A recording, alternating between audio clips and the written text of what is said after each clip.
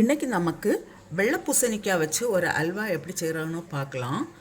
இதை இப்போ ஃபஸ்ட்டு இந்த சீடெல்லாம் மாற்றிட்டு தோலையும் நமக்கு நீக்கிட்டு நம்ம கேரட்டெல்லாம் துருவுறவுல துருவி எடுக்கலாம்.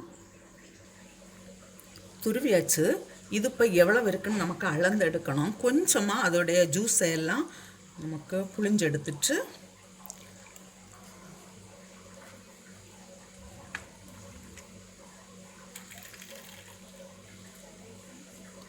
ரொம்ப இருத்தி புளிய வேண்டாம். இப்படி புளிஞ்செடுத்து நமக்கு ஒரு அளவு பண்ணி எடுக்கலாம்.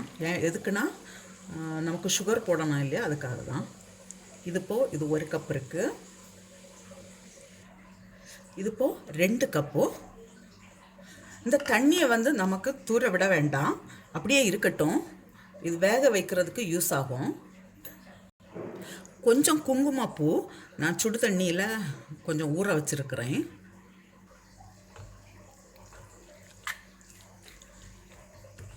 இதை இப்போ நமக்கு கிளறி கொடுத்துட்டே இருக்கணும்.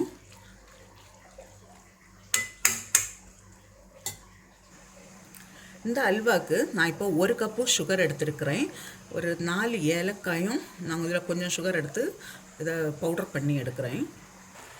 இந்த தண்ணி வத்த நமக்கு இதுக்கு ஜூஸ் கொஞ்சம் கொஞ்சமாக விட்டு கொடுத்து வேக வச்சு எடுக்கலாம்.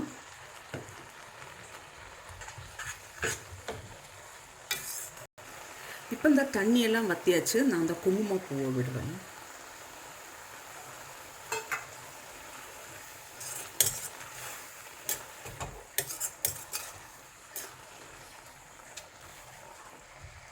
இப்போ இதில் 1 ஸ்பூன் நெய் விடுறேன்.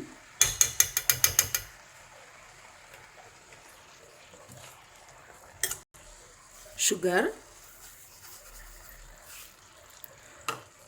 ஏலக்காய் போட்டு பொடிச்சு வச்ச சுகர்.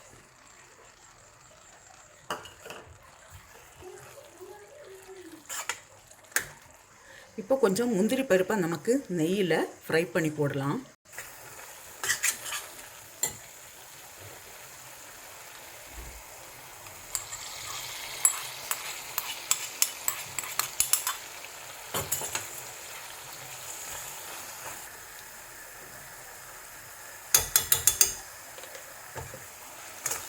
இது இன்னும் 1 நிமிஷத்தில் நமக்கு ஆஃப் பண்ணிடலாம்.